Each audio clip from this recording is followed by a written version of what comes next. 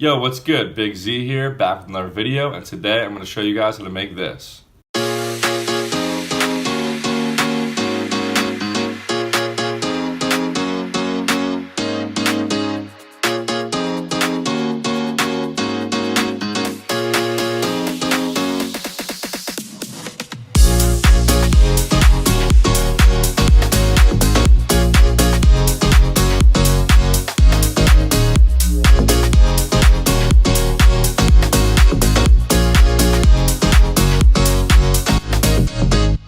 So the song is called I Could Be Wrong by Lucas and Steve. It's their new single. There's some cool piano and stuff going on.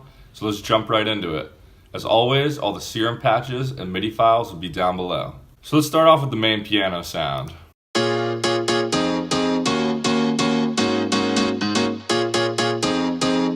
And that piano is just an M1 piano. It's just the basic M1 piano in the plugin. A bunch of producers use this plugin all the time. It's a great sounding, classic, old school piano. I like the sound of it a lot. As for processing on it, I've got some EQ to cut off the highs and some resonant frequencies around 4,000 hertz. Got some OTT on there, cutting off more highs. Then I've got a tape phase effect on there to give it more of an old school feel. Also, I've got some slight ping pong delay on there too. So in the build, it's just that one piano playing, but in the drop, there's another layer that comes in.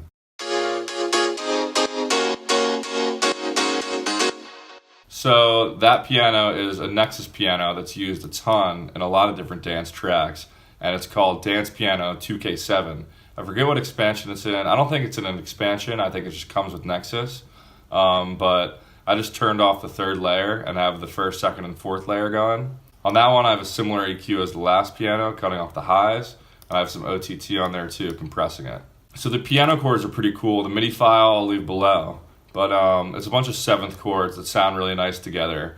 In the drop, the two pianos are actually playing different voicings of the same chords. So for the main piano, the MIDI looks like this, but then the second piano, the MIDI looks a little bit different. Let's move on to the bass.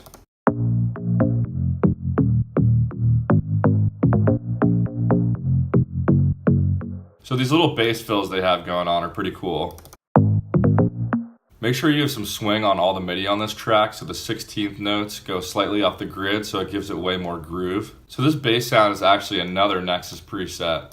My apologies if you don't have Nexus, but this preset just works so well and sounds exactly like the original. It's called FM Bass 1, and in the layer tab I turned off layer 2. Then for processing I added some compression, some distortion, and some chorus on there. And here's the EQ for the bass.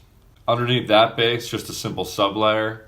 It's just a sine sub, nothing else going on. Here's the little bass fill that plays in between. So this bass fill is just a square wave with the LFO affecting the cutoff right here. So the LFO is set to a quarter note and the resonance is up way up on this filter. So that's it for all the synths and basses in this song. It's pretty simple, but a lot of the magic of this song comes from the songwriting. So the chords are really cool, seventh chords, and they really paid attention to the length of each note to make sure it has the perfect groove and swing and everything. Here are the drums for the track.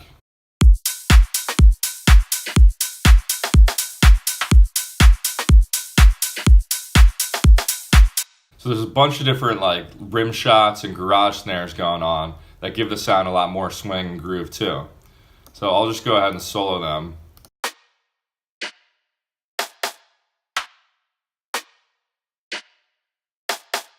So if you're making any house-oriented stuff, it's important to have elements like this in your drums just to give the whole track more groove. Alright, that's it for this one. Hopefully you guys enjoyed this video. My apologies if you don't have some of those plugins like the M1 Piano or Nexus.